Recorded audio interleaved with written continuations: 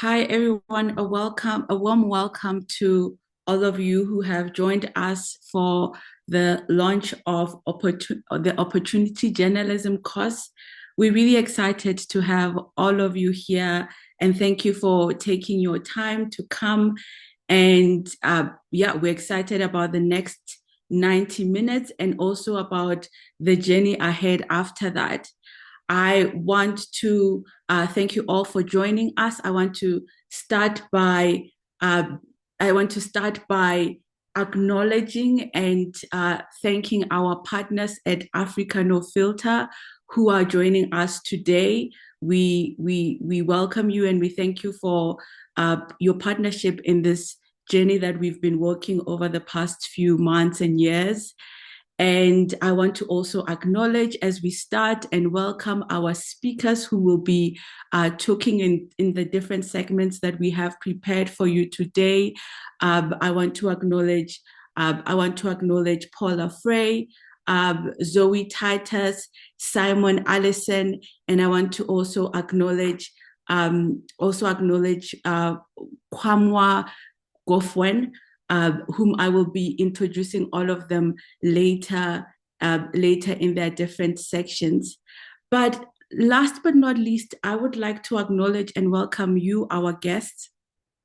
We have people joining us today from at least 25 African countries and some from outside the continent. So we're really grateful that you took your time to come and join us this morning.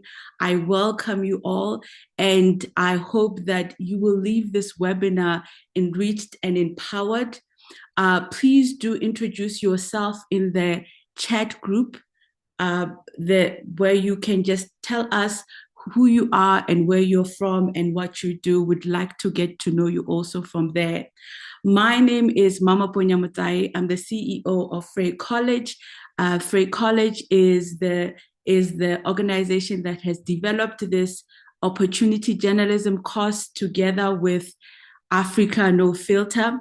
And this is in line with what we do. We do journalism and communications training and leadership training across the continent. So we're very passionate about how we communicate our stories for the benefit of our communities. So we are going to take you through the course today, and we're going to have some exciting elements. But again, thank you for joining us this morning. Perhaps to start, I want to just give us a sense of how the next 90 minutes will go. So we have a few segments in the next 90 minutes. We're going to just start with opening remarks from ourselves, Frey College, and then our partner. I mentioned that Africa No Filter is a partner in this project, and they will also give us a few remarks.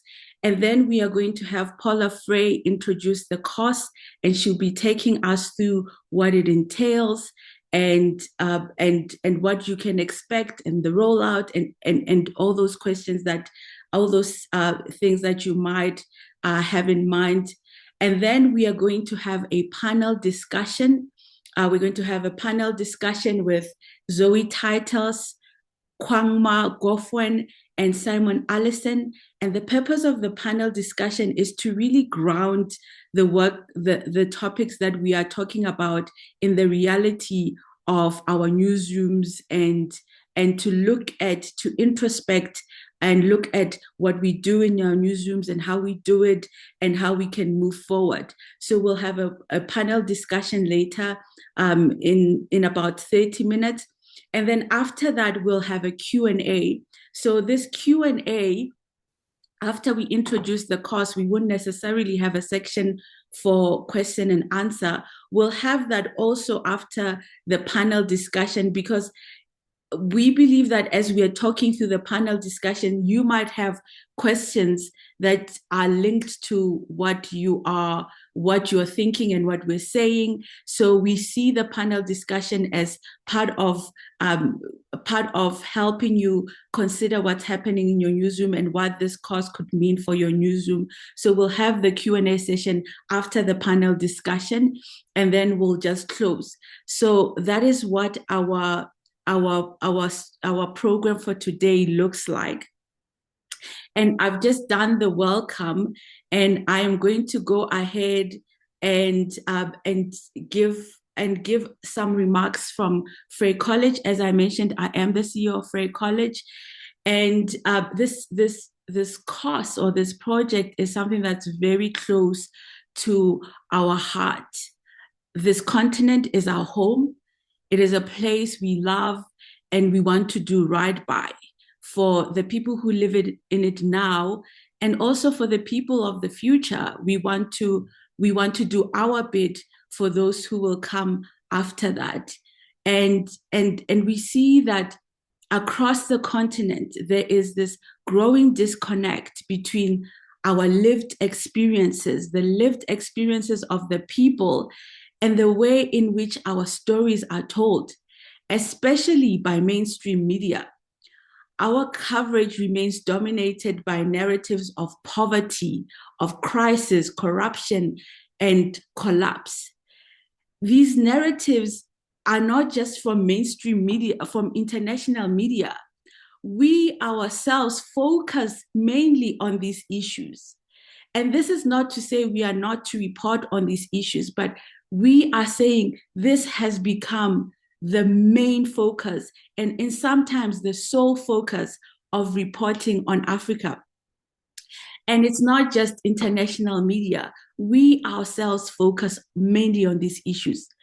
We have adopted a colonial way of talking about ourselves. We know that one of the main things that colonial rulers did when they were setting up their media systems in the countries that they were invading was to focus mainly and talk about local people in negative ways. It was a strategic, the negative focus by colonial media on local people was a strategic move to dehumanize the local people, to strip them of their confidence, and to strip them of their sense of community, confuse them, and represent to them this picture by only focusing on one picture that says to them, you are this person. And we have adopted this. We have adopted this very system of us speaking about ourselves in this way. And it's not just how we speak about ourselves in our countries, but it's also how we speak about ourselves, how we speak about other African countries within the continent.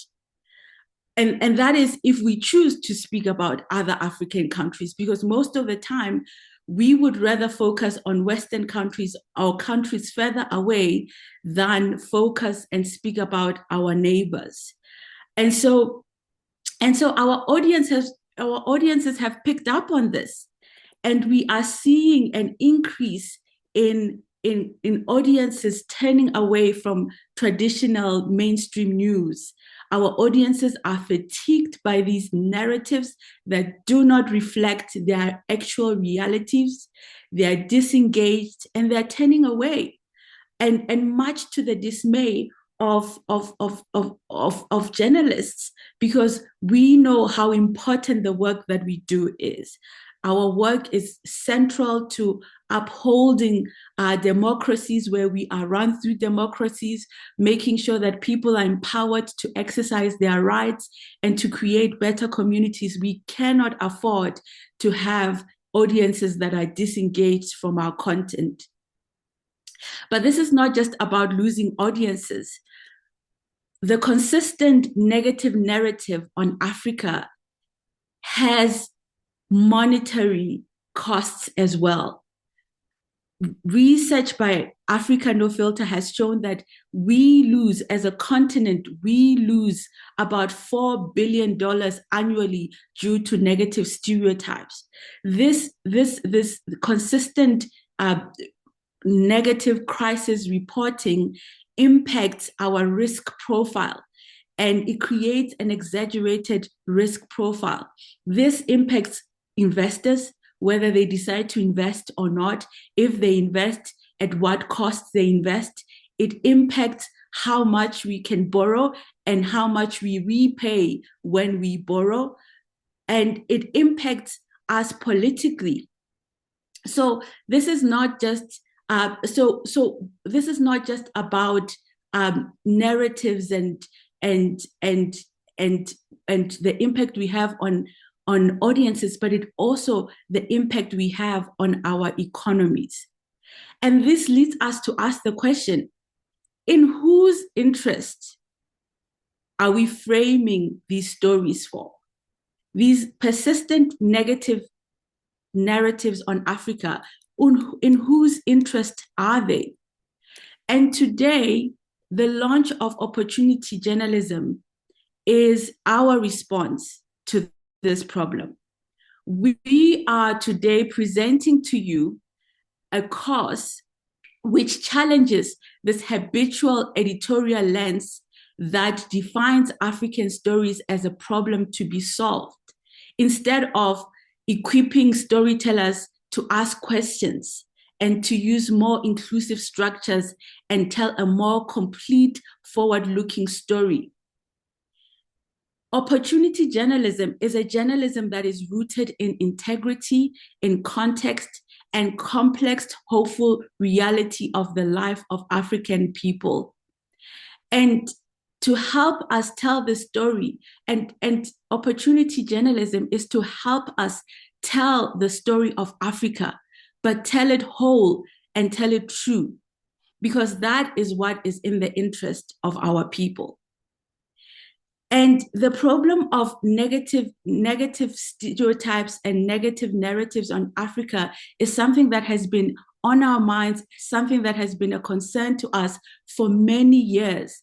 Certainly, the discussions with Africa No Filter started some way back. But I cannot help but think that this launch is taking place at a very significant time.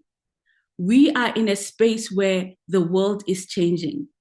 Power is being negotiated, narratives are being rewritten, and we must make the most of this moment. We must make the most of this moment and take control of our narrative and rewrite our narrative to reflect our truth, not somebody else's interest. The time right now is ripe for us to tell our story on our terms in the interest of African people. And together, we all have a role to play in all of this. Opportunity Africa is our contribution to this.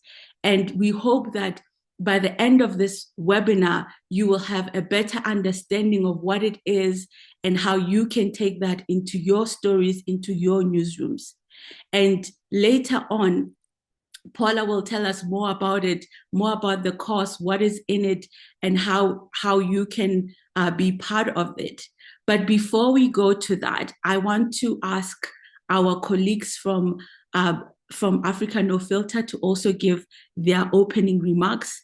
We have joining us from Africa No Filter, Lerato Mokgwatle.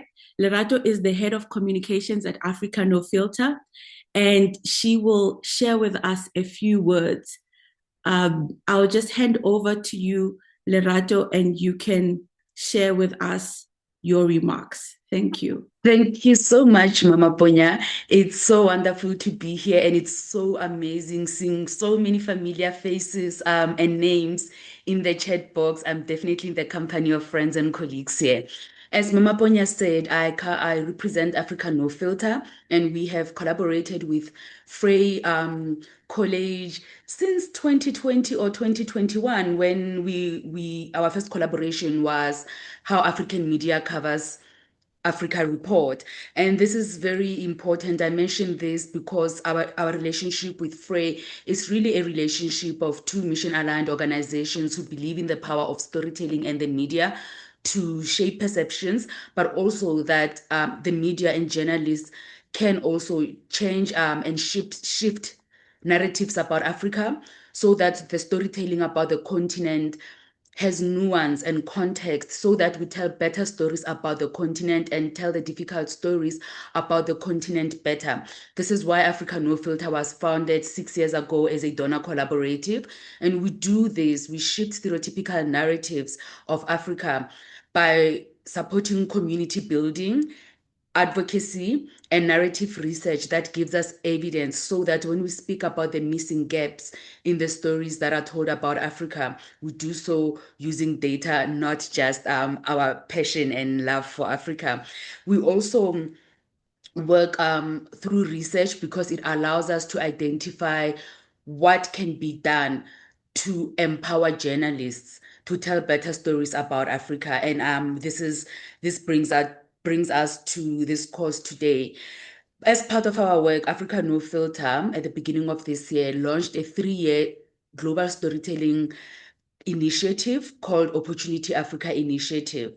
And as part of it, we are doing supporting programs, we're doing other activities, but a key component of this is the opportunity journalism course by Frey College, because we understand that even though Africa, of course, has a multiplicity of stories and narratives, even though Africa is a continent of innovation, creatives, and there's entrepreneurship, there is a lot that can be told about the continent that doesn't feed into the stereotypes of chaos, conflict, and crisis. However, oftentimes there hasn't been capacity, there hasn't been resourcing to help journalists tell those stories about the continent that are important. And like Mama Ponya said, these stories matter because narratives are not inconsequential. We did a report called The Cost of Media Stereotypes to Africa, and it found that Africa pays an estimated 4.2 billion USD annually in overinflated interest rates compared to other countries that share the same risk profiles outside of the continent.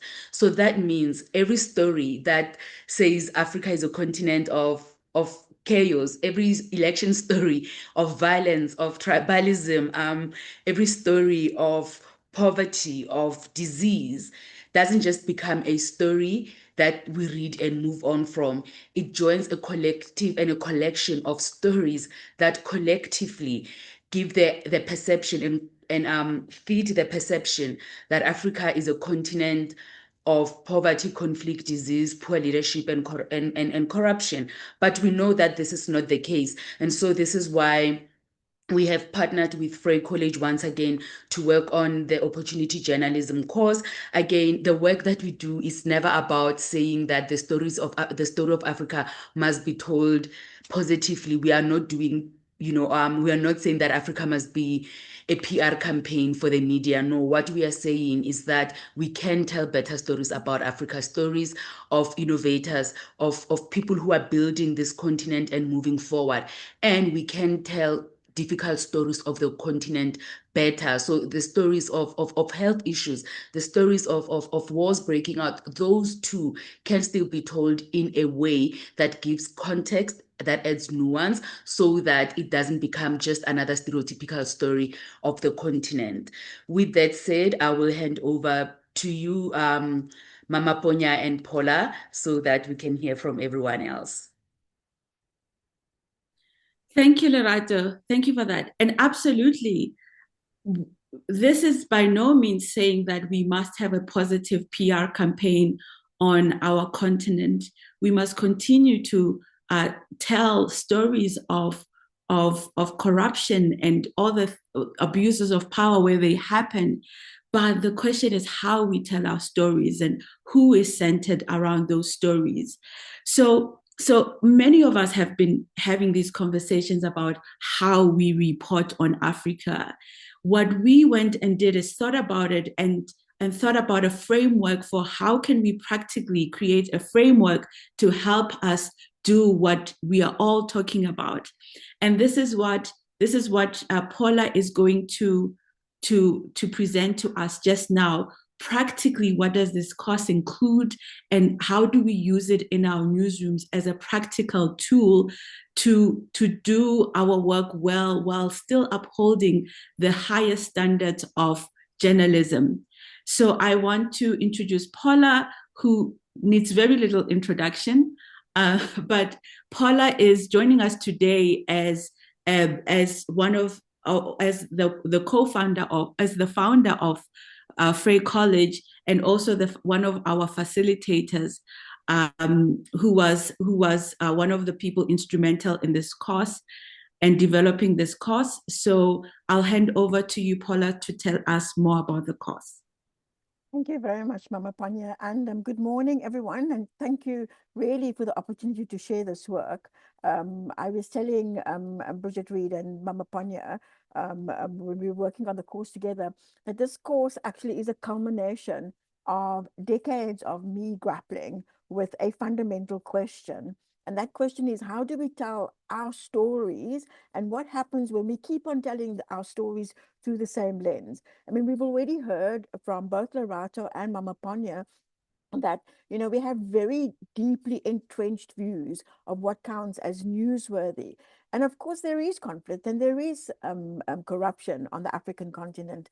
Those realities matter, and journalism must hold power to account.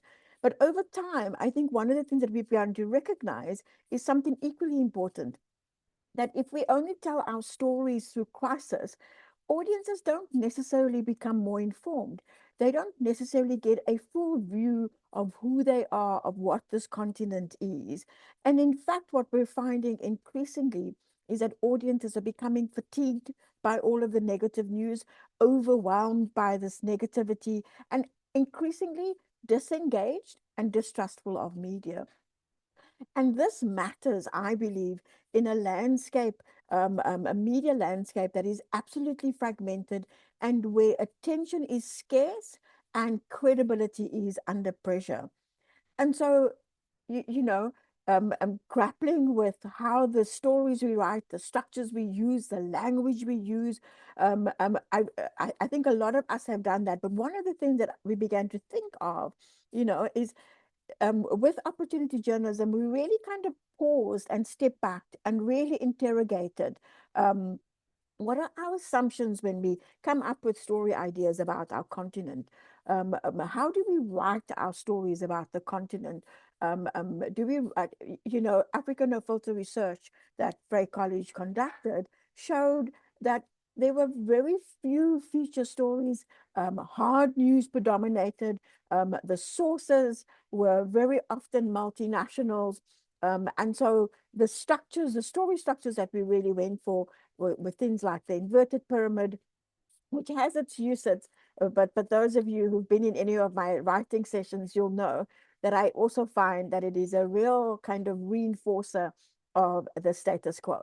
And so what are our editorial defaults? And even what are our expectations of our audiences in terms of what they want and how they may want it?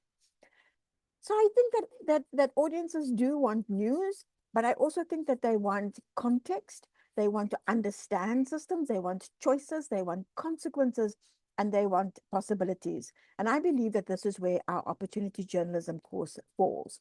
It's not positivity journalism. It's not branding. Um, we called it opportunity journalism, although there was a lot of debate about whether this is opportunity storytelling, because I think that the concepts that we're talking about speak as much to communicators who might frame the continent in a particular way when they are communicating what their business is doing. To me, opportunity journalism is not advocacy disguised as journalism. It is a rigorous editorial approach that really strengthens accountability, but also surfacing agency, context, complexity, and forward momentum. It says Africa is not black and white. Africa is nuanced. There are shades of gray. It is a continent that has many different people, many different views. And so for us to write about this continent, this rich continent, in simplistic views and in simplistic ways is just not acceptable. And so opportunity journalism really asks us to rethink what we report, but also how we structure meaning itself, right? I want to start. So essentially, what we have is an e-learning course that it can also be restructured into a 1 day, 2 day, or broken up over several days, depending on the organization, that has 4 modules. And I'm going to take you through the 4 modules. I think it's really important that we actually understand that when we decide on the stories we tell, we are reinforcing to a degree a particular narrative. The questions we ask, the sources we choose, the way we tell the story. And so, module 1 of the opportunity journalism course really starts off with why narratives matter and the cost of crisis framing. You've already heard from Lerato and Mama Panya, but what the course actually does is that participants explore the dominant kind of crisis-driven narratives about Africa, how what and how Western editorial norms very often shape even what we think is newsworthy, who we think is someone worth profiling. Um, and it also looks at the impact of deficit framing on trust, dignity, and audience engagement. Importantly, we also begin to look here at how unconscious framing operates through the language we use, through the sourcing, through the structure, and through editorial habit. The module asks a difficult but necessary question. At what point does raising awareness become narrative harm? At what point does our consistent framing about the continent actually become narrative harm? Module 2 begins to talk about Africa First framing, really highlighting agency, ethics, and editorial choice. Um, you know, as journalists, we very often operate in a default mode. We're on deadline. Even as we're doing the story, beginning to think of what is the story, what is the intro, who are we going to quote, etc. But this second module really asks, what does Africa framing mean in practice? How do we centralize Africa agency and expertise? And how do we make conscious editorial choices without sanitizing reality? And by that, I mean, instead of, just kind of falling into the default way of that a particular story is being written, you begin to ask ourselves, um, um, what other stories can be told here? What other issues need to be surfaced? And so we begin to explore how framing decisions can be made in ways that are very, very different. In module 3, we begin to move from framing to story, and we begin to look at the structure of opportunity-led journalism, where we're kind of saying, okay, this is the way we would traditionally do the story. How do we reframe it? How do we rewrite the headline? How do we restructure the intro? How do we rethink the ending of the story? And by adapting opportunity-led framing, we can now apply this basically to our news stories, to our features, to our explainers, to our analysis, our podcasts, and our digital storytelling. And I think this module is important because it shifts away from a theoretical discussion of what opportunity journalism is to a practical implementation within the newsroom. The idea really is to recognize our defaults, our biases, our own biases about the way we tell stories, and then to break that default and to begin to think things differently. This module, I think, is important because we now begin to realize that narrative change is not simply about changing tone.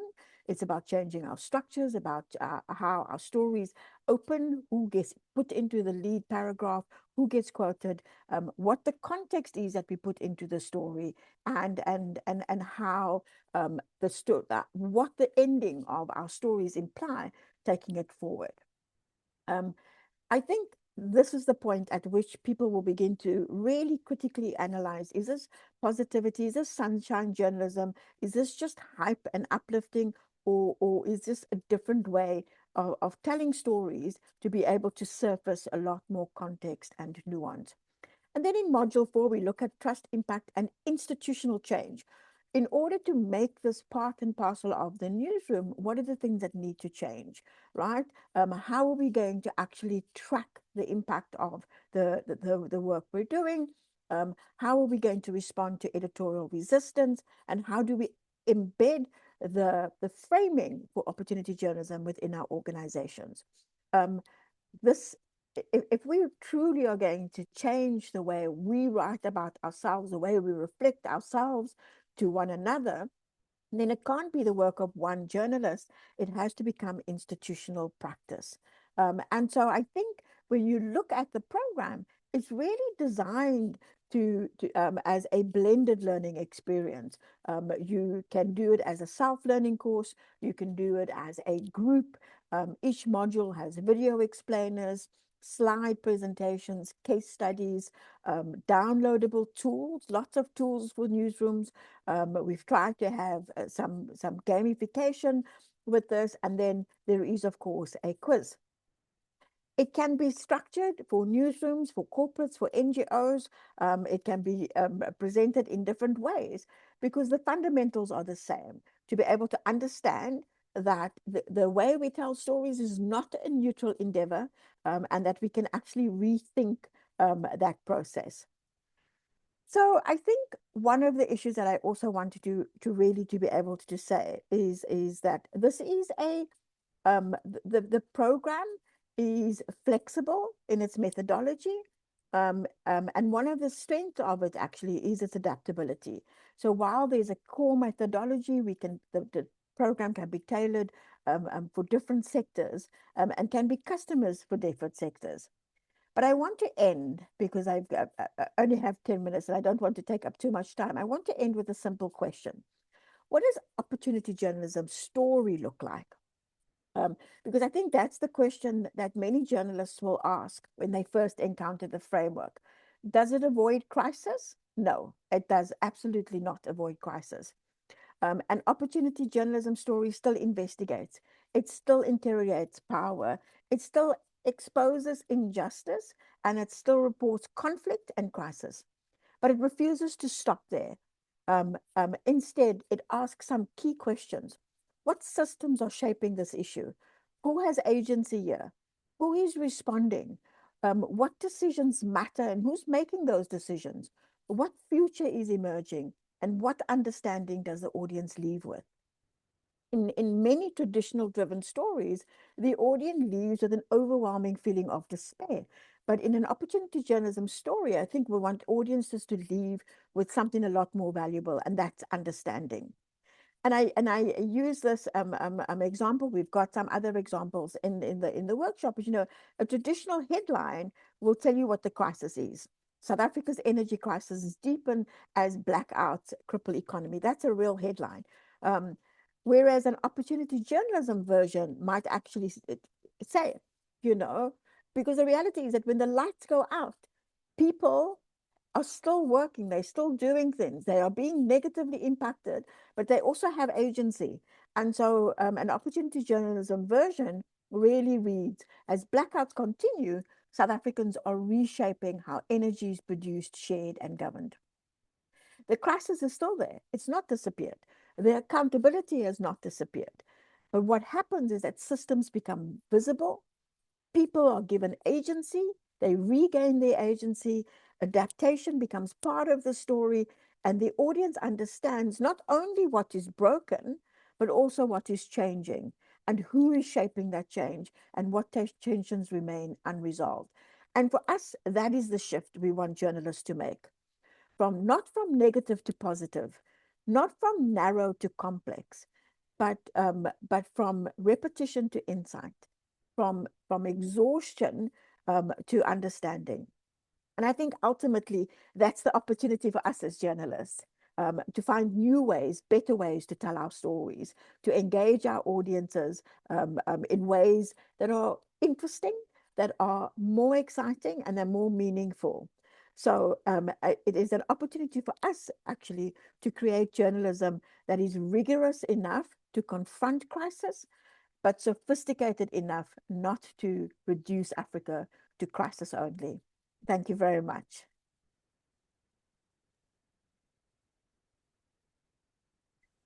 Thank you, Paula. I know there might be some questions. Please go ahead and type them. We'll take questions later on, but please feel free to go ahead and type your questions in the chat. We'll go through them. and we want this to be as engaging as possible. If you're here and you have a question, we want you to have a chance to ask that question, and we'll go through those questions. And also, I see many people have been introducing themselves in the chat. Hello and welcome. We're so glad that you are here. We will take a chance to also go through some of the comments that are also in that you have also written. But what we want to do now is just take a few minutes to speak to people who are in our newsrooms, people who are leading in the media sector, and of course, I want this to be a really engaging conversation. So I will be kind of directing the conversation, but I want to open it up also as much as possible to our guests. So if you have a question or comments related to the panel discussion, that you are welcome to put in the group, and we'll take them as we go forward. You are also welcome to raise your hand if you want to make a comment, and we will open up your mic and you'll be able to make a comment. We are, all of us, if not most of us, are in the media sector, whether you are a journalist, whether you are a communication person in an NGO or in government or in a corporate space. This all applies to us, and we all have our experiences. So we want all of that to come to the surface, and we want to have one conversation. And really, the purpose of this panel discussion is really that we can situate what we're talking about, opportunity journalism, in the reality of our newsrooms, and we can have a chance together to speak about what is happening in our newsrooms, why, what the role, and go back to this issue of what our role is, because that is very central to what we do, and we get into a lot of trouble when we lose our why and our role of what we're doing. And to go back to that, especially in this moment, and also to just talk about the way forward. How do we see the way forward? And to help us in this discussion, we have the honor of having a group of people who are very distinguished in the industry and have been doing amazing work joining us here today. We have Zoe Titus, who is the director of the Namibian Media Trust and the chairperson of the Global Forum for Media Development. We have Simon Allison, who is the editor-in-chief of The Continent. And we also have Kwamwa Chivunga, who is the co-founder and creative lead at Spearhead. And just a little bit about our panelists. Zoe is a prominent media development specialist and is passionate about advocating for press freedom, freedom of expression, and access to information across the continent. She's based in Windhoek, and she serves, and as I mentioned, she serves as the chairperson of the Global Forum for Media Development, as well as being the director of the Namibian Media Trust, the director of the Namibian Media Trust. Simon is an award-winning journalist and the editor-in-chief of The Continent. The Continent is a groundbreaking Pan-African digital newspaper designed specifically to showcase high-quality reporting across the continent. And for me, The Continent is a very important platform and initiative, because it solves the problem that I was speaking about of how we speak about other African countries to ourselves. Because traditionally and predominantly, if you are an African living in an African country, what you know from the news you know about other African countries is usually from international media. So we depend a lot on Western media to tell us about our African partners. And this is where the publications like The Continent become very, very important, where we can have Africans telling us about Africa. And Kamwa is a media innovator, and she is a content creator and a reporter for the Spearhead Africa, and and uh, and the Spearhead, which is a very exciting platform that I recently got to know. Their mission is directly in line with what we are talking about today, about African narratives in the interest of African people on the terms of Africa. So Kamwa focuses on historical restoration, cultural documentation, and actively challenging the colonial and deficit framing of the African continent. So thank you to all three of you for joining us here this morning, and really looking forward to the discussion ahead. So we've spoken about, myself, Lerato, and Paula have spoken about the problem and the cost of the problem. But perhaps where I want to start us off in our discussion is maybe starting from our history, because this is important. This plays a big role in where we find ourselves now. And I hate the kind of talk that wants to disempower Africa and take away our agency. But I also hate to neglect the reality of our history. And I mentioned earlier that the media system we inherited was one that was focused on speaking negatively about Africans, about Africa.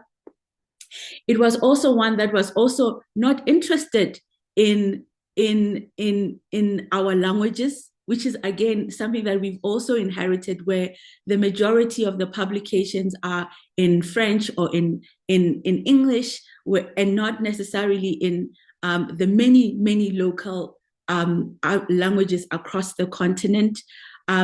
Something that is also a trademark of colonial media was also who gets to be centered in stories, because that media was created not even for the common folks in their country, but for the elite in their country.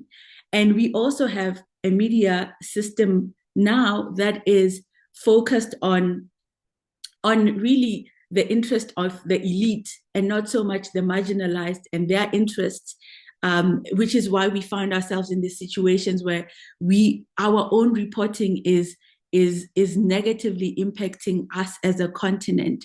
So I want to start with just your remarks on that, and I'll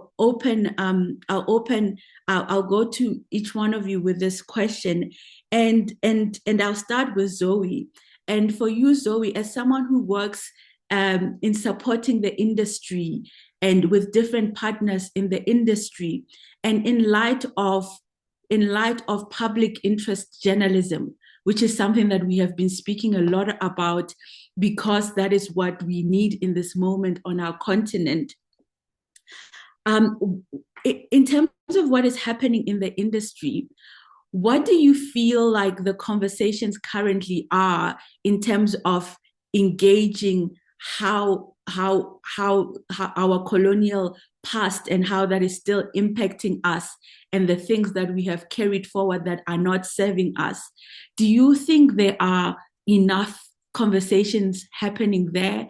What are those conversations taking place regarding the inheritance of colonial practices in our media, and the impact it's having on on us in the current state? What are the conversations taking place in the media industry amongst the bodies that support media and the leaders of media, which is really where you are situated, where you're engaging leaders of media? What are those conversations and what do they look like?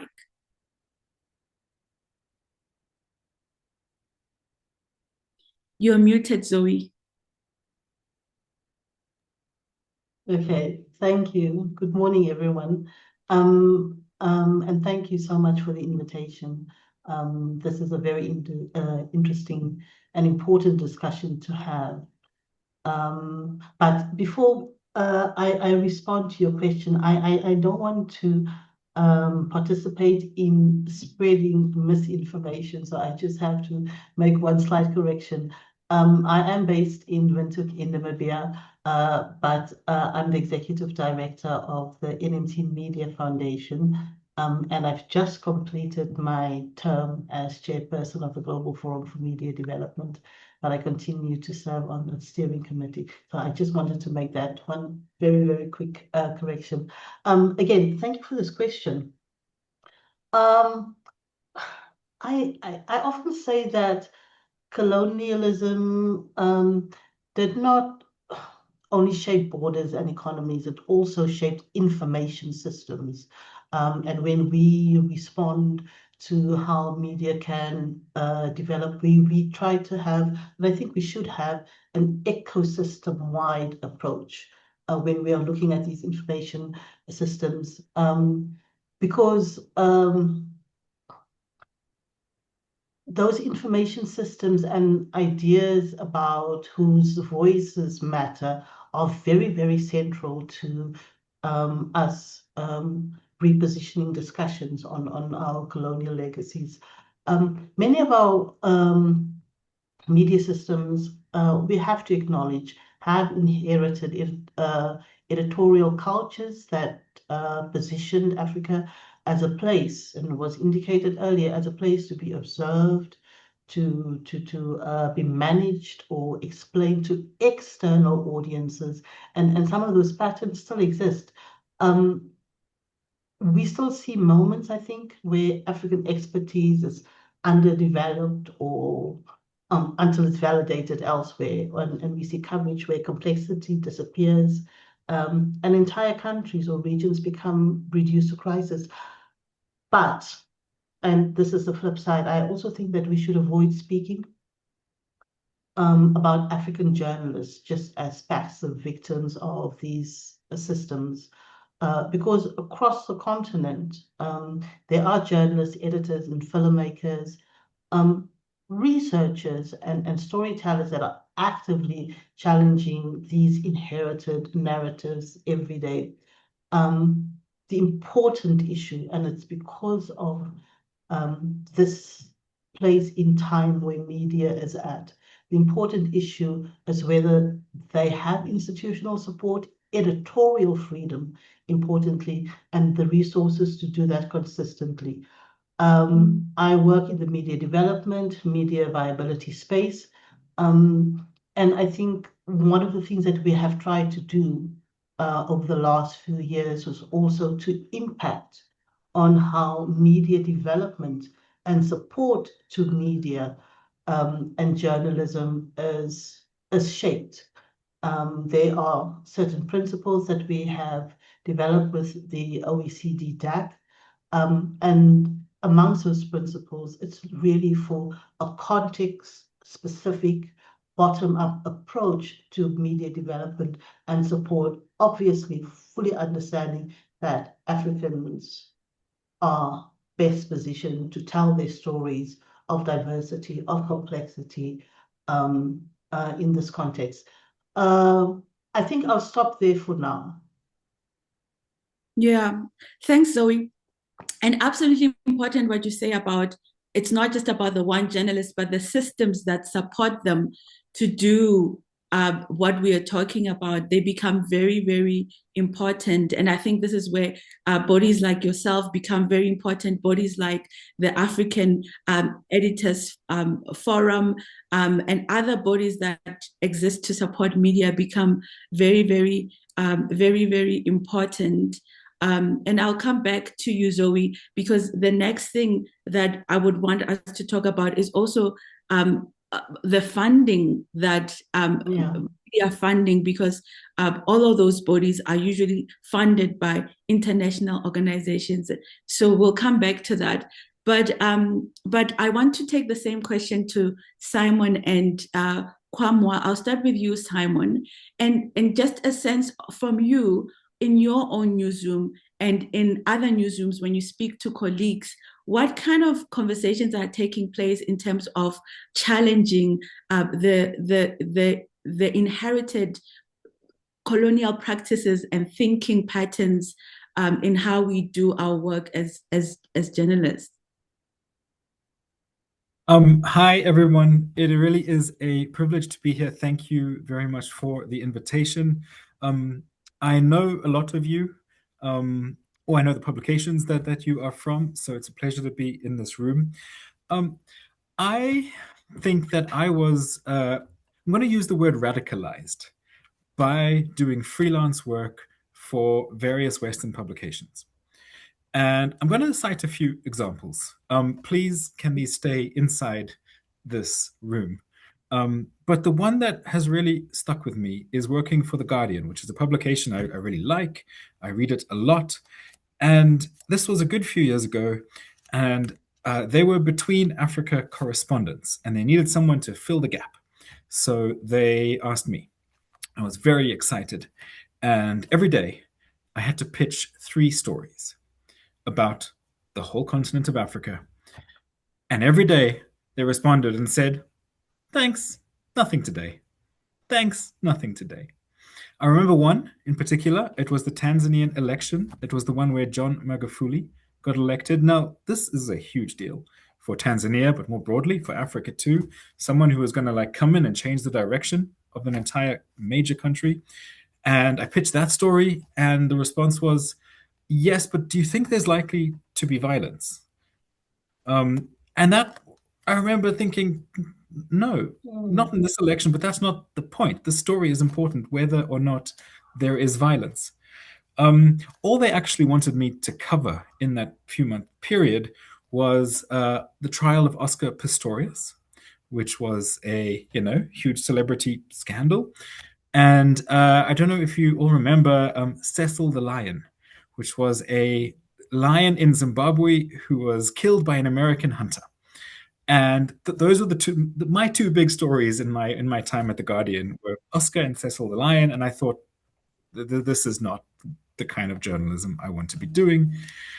And if you look around, there are these little signs of how seriously Western publications take Africa. The Economist, another venerable publication, their Africa section, where they house their African news, is actually called The Middle East and Africa.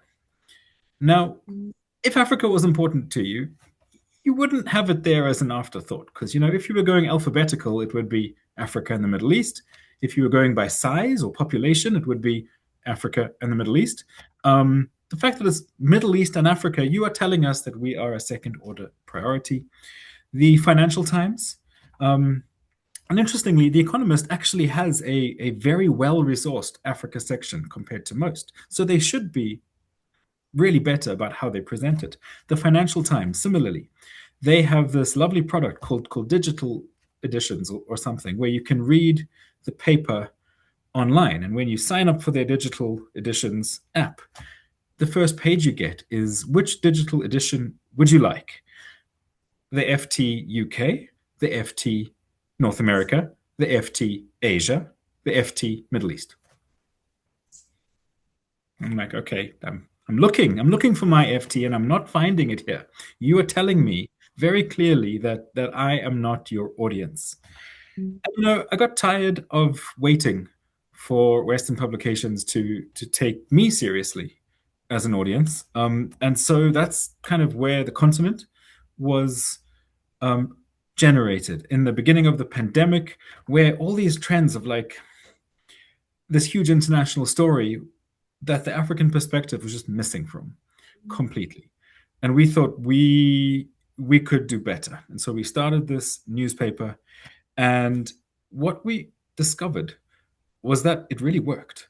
And it worked because there's an enormous audience of newsreaders across Africa that would like to read news, both about their own countries, their own continent, but also about the rest of the world from our perspective. You know, when you see some world events, I mean, a great recent example was Marco Rubio, the US Secretary of State, addressed the Munich Security Council and said all the US really wants to do is, revive Western civilization and, bring back the good old days. And he got a standing ovation in Europe. And that speech was pretty uncritically reported by most Western publications. It needed something like The Continent and other African publications to say that's not okay. From our perspective, what you are saying is effectively calling for the second colonization of the rest of the world. And we have to have those perspectives in international affairs as well as in continental affairs.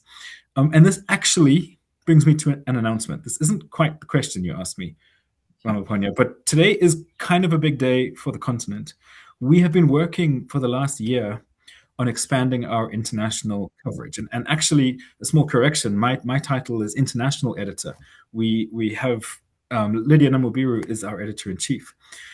We've been wanting to expand our international coverage to kind of bring our lens, not just on African events, but onto world events.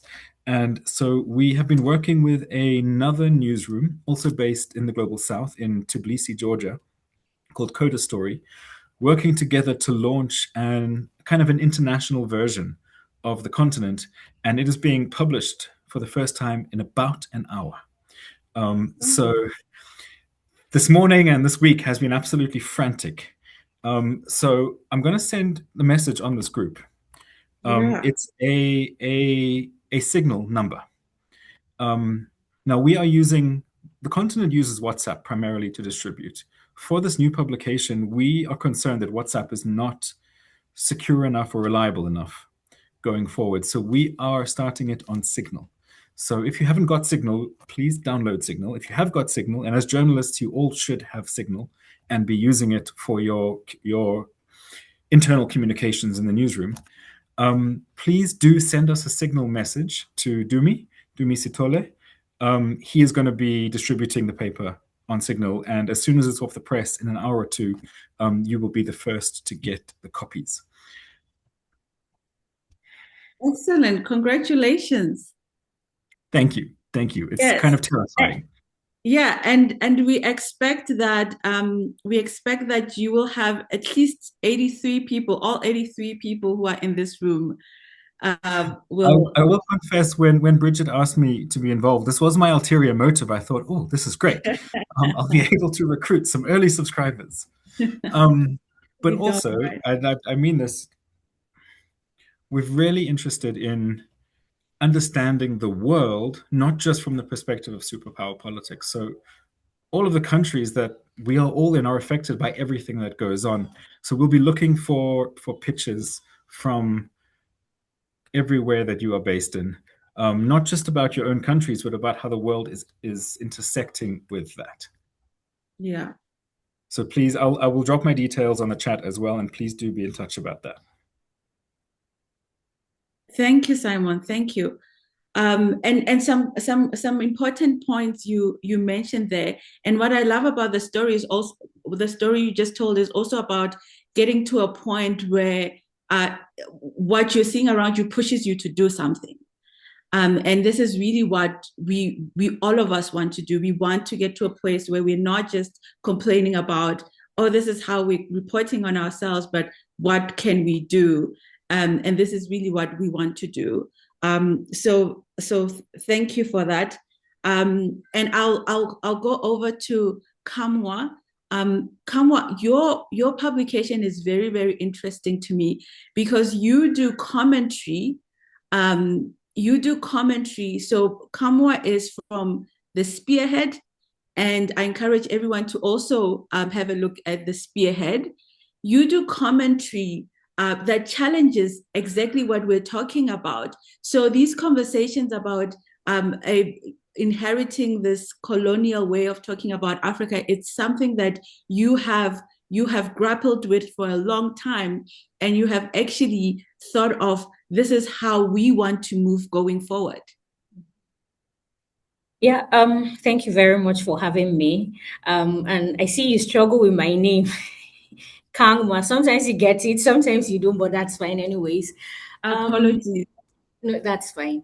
I think that challenging this narrative from colonialism to now, it's important that we go back to the foundation where all of this is started, where all of this is embedded, which is the education, which is our education system. And this is where, of course, opportunity journalism also comes in. You know, it is from that level that these languages are taught to us, how to frame our reports, how to, the language to use, and all of that. And it is at this point that we are taught that a government, an African government that is serving the people and it's bringing development and economic growth is authoritarian, while governments that are puppets tending to the West and all of that are presidents and leaders. So it's important that we go back to the basics, the foundation where all of this started, to change the narrative that a leader that is working for the people, a socialist leader, is in fact the president or the leader and not authoritarian, like how the West would want to put it, the culture, the language, and all of that. And this is also coming to, this also has erased a lot of our progress when before, that is pre-colonial era.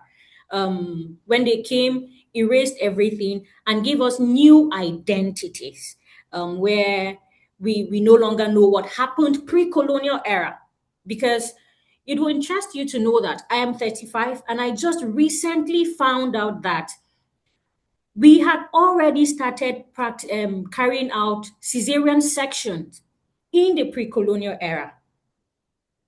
But we do not know these things. That is because from the foundation, we are not taught.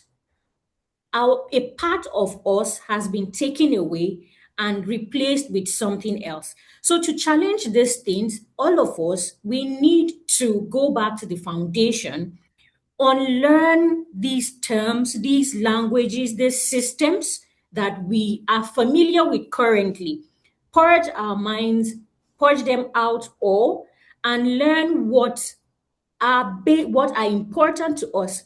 I like the example that Paula gave during her closing remarks, where she gave the headline example that she gave a normal headline and a opportunity kind of headline. That is important. It tells the story from an African angle. Yes, there is a power situation. We'll say the story. And yes, people are still thriving, people are still resilient, people are still carrying out their daily activities, regardless of these problem that exists. Now, the important thing, that what happened in that headline was the language and framing. Now, if we don't unlearn that, we would not get the language and framing that we need to put across to our audiences. And I think it is very important that when you talk about journalism, I like to think that it is not a stand-alone entity. Just like you mentioned earlier, their bodies, Zoe mentioned their researchers, their every other angle. But one also important part to that is the education system, what we are taught in journalism schools. Because all of us here, I believe that some of us here, I studied mass communication.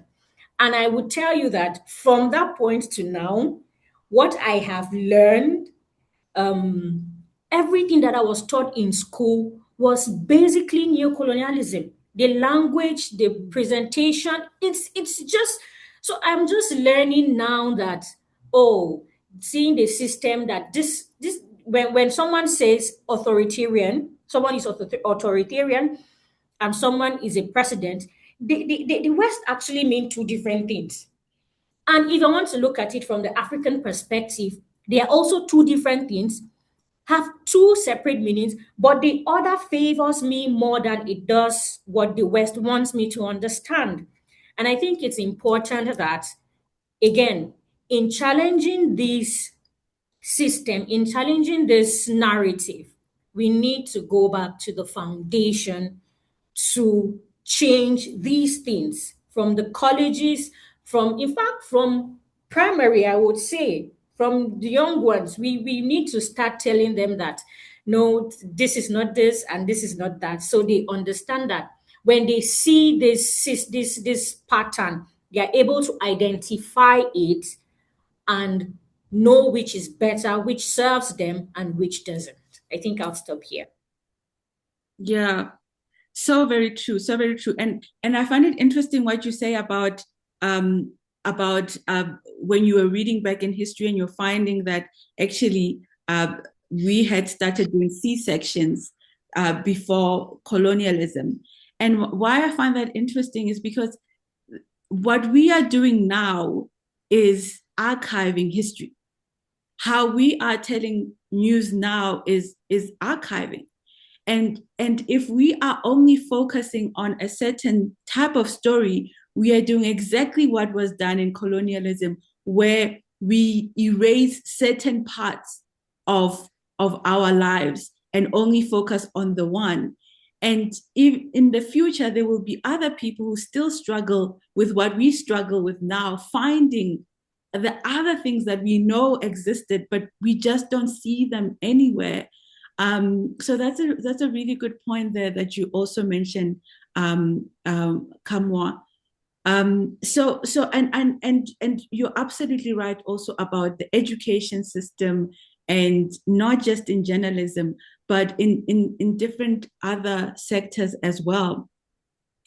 And it's not just, there's the other part that is also important is also the part of funding, right? Because what we have now is we have across the world, but especially in Africa, because of our economies, a struggling media system. The number of newsrooms that are coming up but are being supported by international money. And what that means is that whether you're getting a grant and the grant already tells you this is what the story should be about. Already the story comes to you where you've been told that this is what the focus is, this is what's important. Or whether it's also just being careful of what do I report on. I don't want to be in trouble with the funders. How do we move forward from that? How do we tell stories that are in the interest of Africans and challenge predominantly Western narratives when we are not funding our own journalism? Or maybe how do we begin to fund our journalism more? And Zoe, I'll start with you with this question about funding. How do we begin to start working on this issue? Because I believe it's also quite central to us changing the narratives. We part of owning our story comes from being able to pay for our own stories. And again, this is not just in journalism. We see this everywhere, where our governments are receiving funding from the West, and they're being dictated to, whether it's the West or China, and being dictated to on what to prioritize. And really, we find ourselves there. How do we move away from this so that we can do what we want to do, Zoe? That's a tough question, but I'm going to give it my best shot. I think one of the conversations that we still avoid too often in media spaces is the structural reality of how journalism is funded and sustained on the continent. Because when we speak about narratives or editorial choices or even newsroom culture, we tend to speak as if journalists operate in neutral conditions, but they do not. I mean, most of the people on this call understand that journalism or African newsrooms are operating under intense financial pressure. Journalists are overworked, they're underpaid, managing multiple beats at once, and they are still expected to produce at high speed with very limited institutional support. So when we ask why reporting sometimes become reactive, become driven, becomes repetitive, or yeah, overly dependent on official statements or international sources. Part of the answer sits with sustainability. There is a deep interest, I think, not only for the global community or Western philanthropic organizations, but for local African philanthropic organizations to support public interest journalism. But the understanding is that it's expensive. Investigative reporting is expensive. Field reporting is expensive.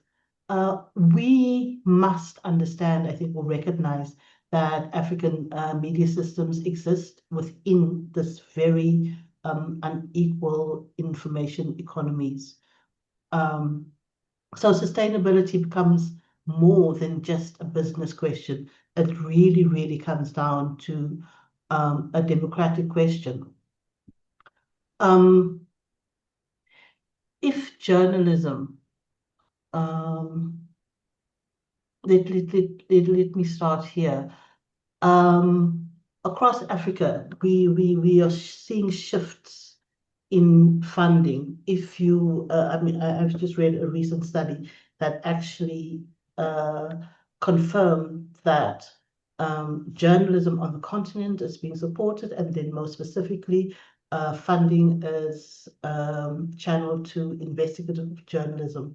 So philanthropic or donor funding continues to play, I think, a critical role in sustaining investigative journalism, media innovation, and safety innovation.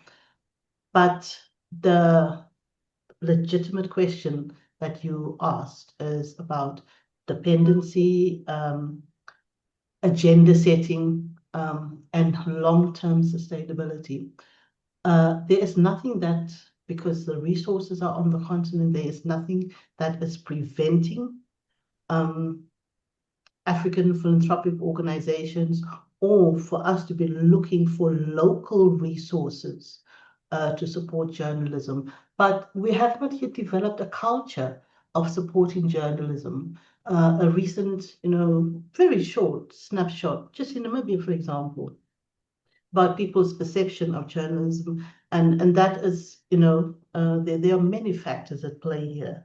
But the very basic question to ask is, are you willing to pay for the newspaper, to buy a newspaper? Are you willing to pay for this content that is now by global platforms being circulated, news content circulated for free online? And the fact of the matter is just that the general public does not see the value of journalism, is not willing to pay for journalism until the day, I believe, that they do not have access to verified information. And then I think perhaps the narrative will change. Do we support institutions or only projects? Simon is there and he can speak very specifically to it because he receives support for the work that he does. But I am also very aware that he is probably fretting on a daily basis about how to make that sustainable.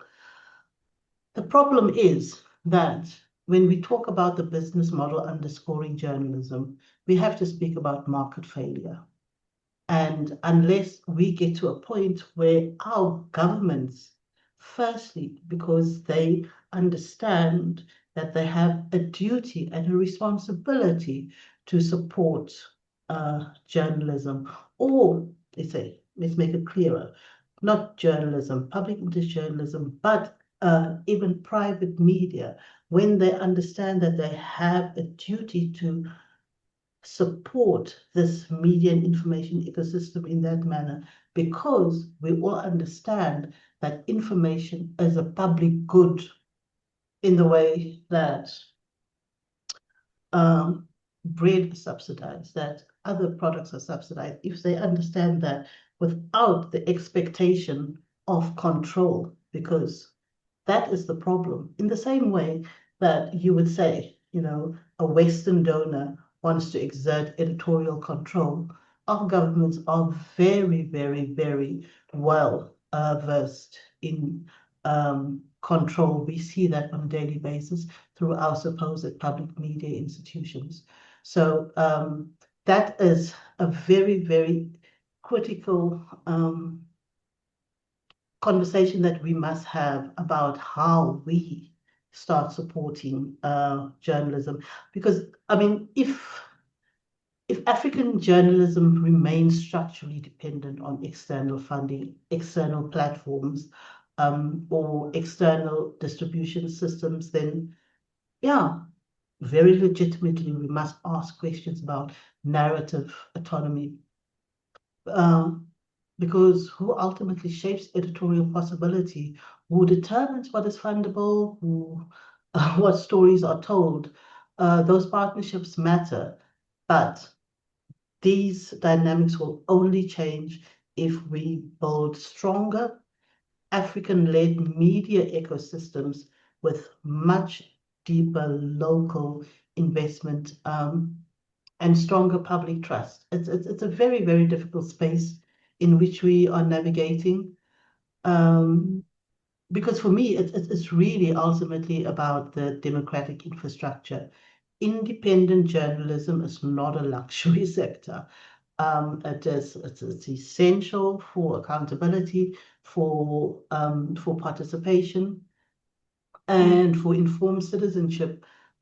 You asked a question right at the beginning where you talked about narratives and who frames narratives. We are also framing narratives around how media is sustained, how media is supported, and who supports those narratives. I want to say today, fundamentally, that that changing those narratives lie with us, because it's not governments that shape narratives, it's citizens who shape narratives. And if citizens today decide that journalism, good journalism that reflect them, their realities, their aspirations, if citizens say that, then that's the first step forward, and then we can sustainably support public interest journalism.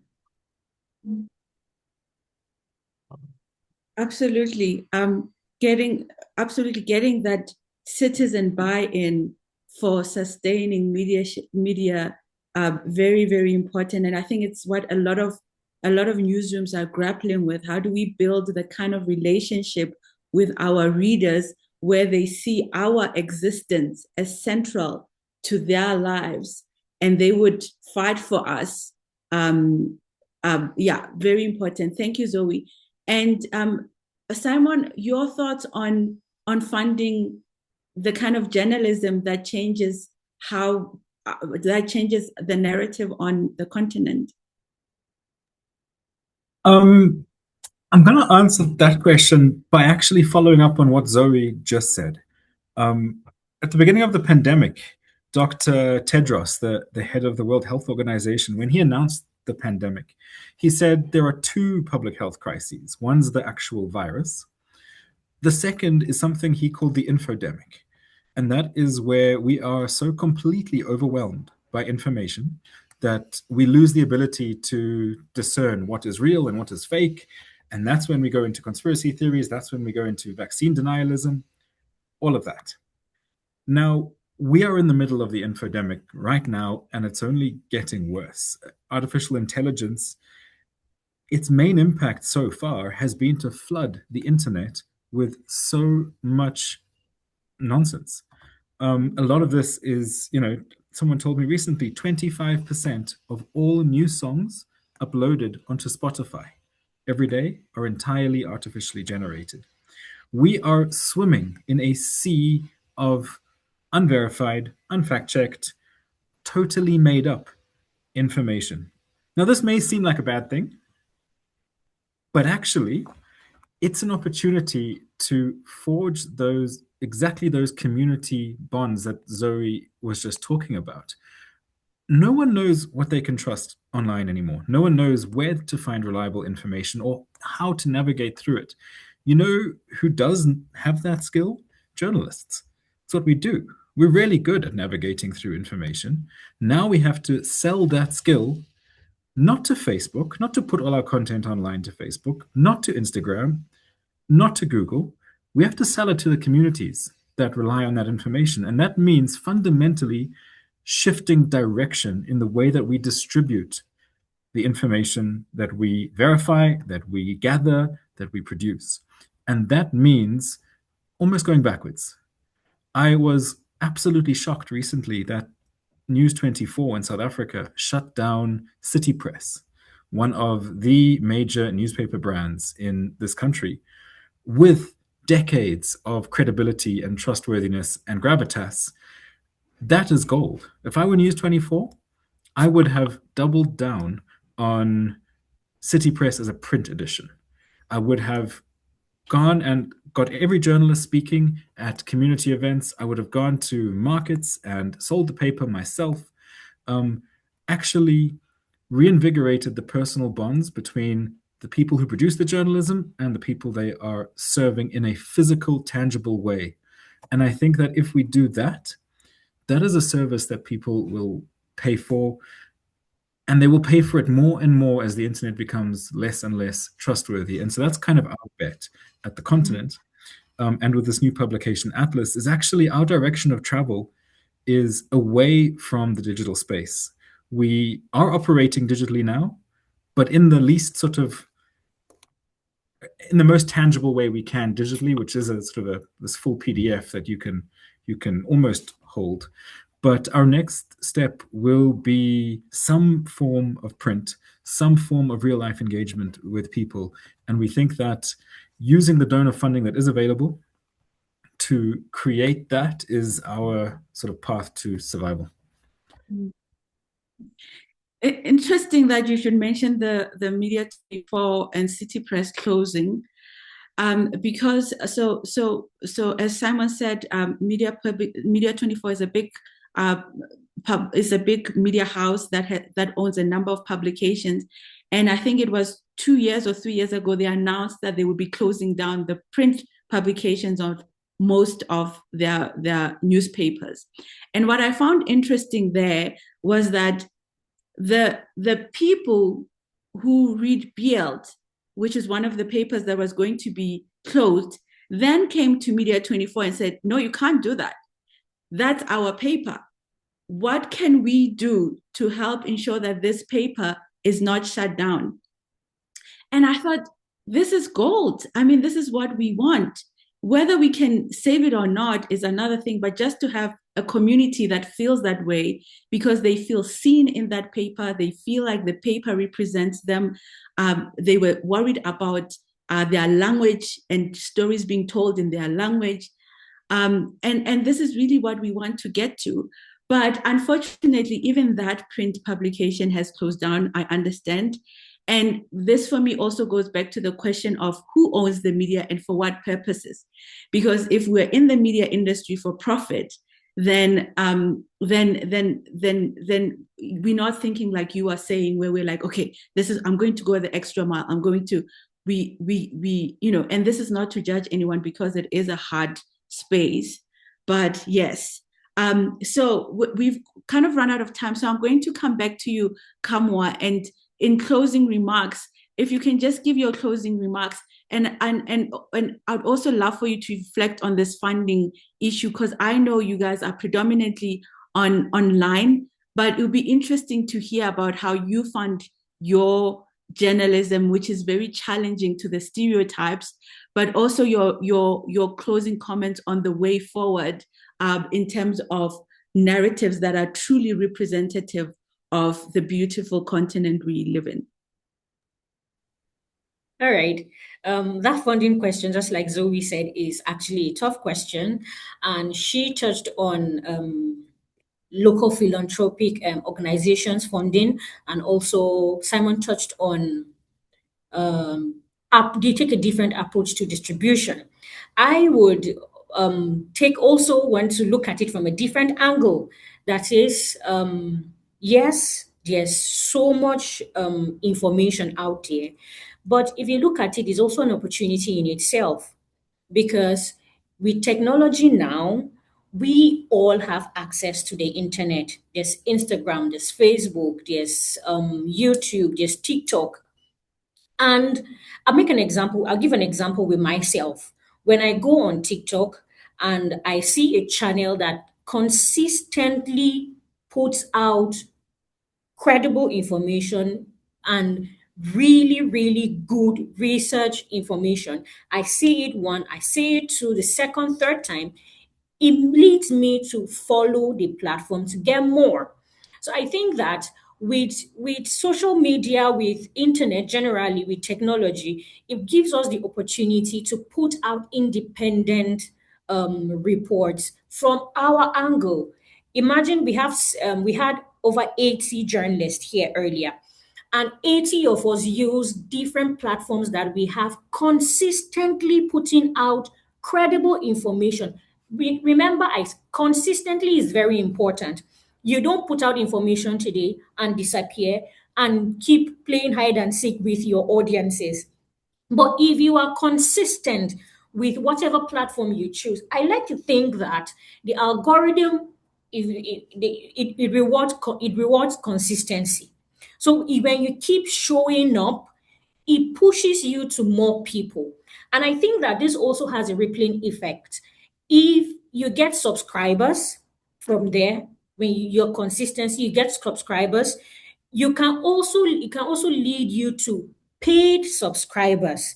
And that takes you a step further to go out in the field, because to say the truth, journalism is expensive. Being independent journalism is expensive. Investigative journalism is expensive, and we need this funding. But like we know, he who pays the piper, of course, dictates the tune. So you need to, I think one way to fund what we want is consistency using this platform. But there's another flip side to this. These flat platforms are mostly, all of them, Western back. And when your content is beginning to hit the right nerve, they take you down. So this is where we need our homegrown platform, where we know that this is a pan-African platform where everything is pro-African and all of that. And Zoe said something earlier. We need to be sincere. Journalism is not neutral. Is never neutral. You must take a side, and we are taking the African side. So we need a platform that would. Now, this is also going to solution how we need to challenge this. We need our platform, build platforms to put out our reports, our work, and all of that. And I also like the what Simon said about a different approach to distribution. And I like what he's doing with the continent, sending to WhatsApp. You meet the people directly, and this gives some form of feedback in what you're doing. And in a way, it kind of encourages you to do more and also know what gauge the impact of the work you're doing and all of that. So yeah, I think that this way we can do that, and with consistency, people reward. As much as Africans are not so much invested in journalism, I over time I have seen that with consistency you get to get their attention in some kind of way. Mm. So yeah. Thank you. Thank you, Kamwa. Thank Simon, you very much your for having final me. thoughts? I'm really optimistic. Journalism's in an incredibly tough space right now, and it's only going to get tougher in the next few months, the next couple of years. But the tide is turning. My elderly aunt, I had tea with her the other day, and she said to me, Simon, I don't know if I can believe everything I see on Facebook anymore. Um, and I said to her, yes, I'm very glad you finally realized this. But the fact that you have realized this means that people are becoming more and more discerning about where they get their information from because they have to. And as soon as that shift happens societally, journalism is going to come back into fashion. It's going to be valuable for ordinary people in how they navigate their lives. And when that happens, and the more we can do to be ready for that shift when it happens, we are going to thrive. So the goal is to kind of endure the tough times and get through to the other side. But I do see the light at the end of the tunnel, and it's not as far away as we think. Thank you. Zoe? You're muted. Thank you very much. Firstly, I have to congratulate Simon. I just received a message 28 minutes ago. Welcome to the Atlas newspaper. We will send you a copy soon. So congratulations. I followed the continent for the longest time. I appreciate the work that you do and the interaction that you have with the audience, because there's something that you did a couple of years back that, I mean, seems so simple, but had such impact. I think you faced a kind of ethical conundrum where you asked the readers, we have received this advertising opportunity, but we're not entirely sure. What do you think about it? I thought that that was simple, but it just set the tone in terms of the kind of journalism and interaction that we want to have with audiences, because that is how you build trust. You have to carry your audience with you. And in your next chapter, I wish you the greatest success. I am looking forward to hopefully more long form journalism and slightly more analysis, because I think we have to come to terms with the fact, and let's just cut to the chase. The rest of the world's relationship with Africa is one of extraction. They want our resources. They are sucking our lifeblood from this continent. And we have to re-engineer that perception. And what Paula and her team is doing is part of that. And so I have to be optimistic. I must be optimistic, because for anyone working in journalism, media development, that is your ticket, that keeps you going, because it is a critically difficult, I think, sector to work in, especially because of how the entire media and information ecosystem is changing. I, as Simon, see the light at the end of the tunnel, but I do foresee that it's going to get worse before it gets better, because we now have to look at innovation. And whilst we are in very difficult circumstances, are trying to be innovative, and, open up ourselves up for, failure at times. There's the difficulty about keeping the lights burning, because it is really working journalists who are under the biggest strain at the moment. Yeah, I wish everyone well, and I wish Frey Media and Frey College well with this cause. I do believe it will resonate. Thank Yeah. you. Thank you, Zoe. Thank you, Simon. Thank you, Kamwa.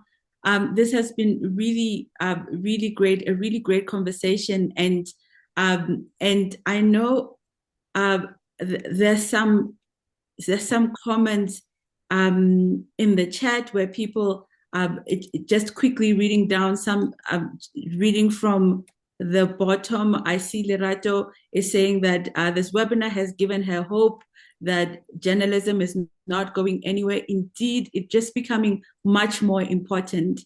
Like Simon said, in a world where you can't tell what's true or what's not. And we know this also from the research that Reuters does every year, that although people find their information on social media, they go back to SABC, they go back to News 24, they go back to the Premium Times to check, is this true? So it's just becoming more important. And Lucas is saying, seeing that journalism seems to be dying. I think journalism is going through a lot of trouble, but I wouldn't say dying. I think there's just a lot of changes, and we have to adapt to those changes. Are people still interested in reading? I know quite a few publications that have moved back to print. And I think that does show that there is still a lot of interest in reading. Just taking, I'll come back to the questions that speak specifically on the course. I just want to, okay, and then there's a lot of people joining Signal and a lot of questions related to that. And then someone says, most journalists are shaped by what they are taught in journalism school. Yet the curricula across many of our institutions, particularly the way news is defined and the elements that determine newsworthiness, do not fully reflect the African context. Absolutely. I think the issue you're speaking to is how this is not just for journalism, but to do this well and change our narratives, we have to have an intersector conversation and all work together. But with that, I want to thank our panelists, Simon, Zoe, Kamwa. Thank you so much for joining us. And I think for me, really in summing up what we are saying is that, yes, the challenges exist, but we have the capability to change our trajectory. Again, I very much love Simon's story about this was bothering me, so I decided to do something about it. And really, this is the call to all of us as we leave, that let's do something about this. And opportunity journalism is a practical tool to help us do something about it in our reporting, in our newsrooms.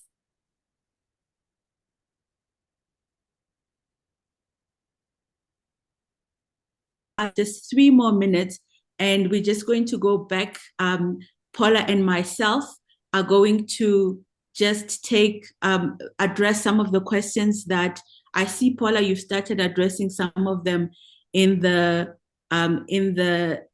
chat. I think we've addressed them all, Mama Panya. Okay. And Bridget has also shared our frequently asked questions.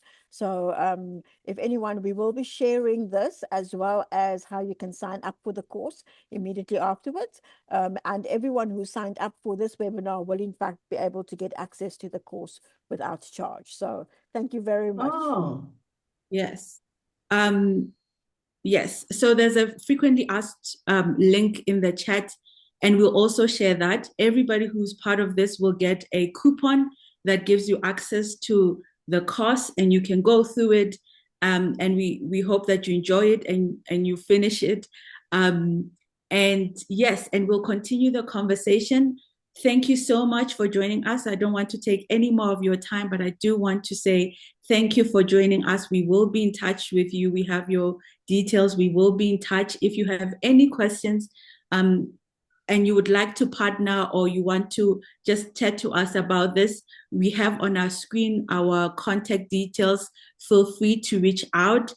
Thank you for joining us, and let us continue this work, and let us do right by our communities and create the kind of and tell the kind of stories that really tell the whole truth about our continent, and not just focus on a distorted truth. With that, I will end the webinar now. Thank you everyone for joining us, and please have a lovely afternoon or morning wherever you are. Thank you for having us. Bye. Thank you. Bye-bye.